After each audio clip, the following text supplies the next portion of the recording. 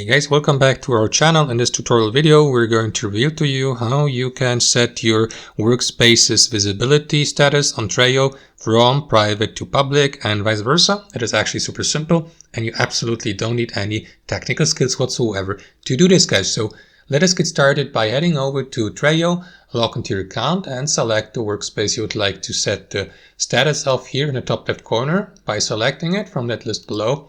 And what you want to do after that is click on Workspace Settings here in the left panel and choose Workspace Settings from the drop-down menu.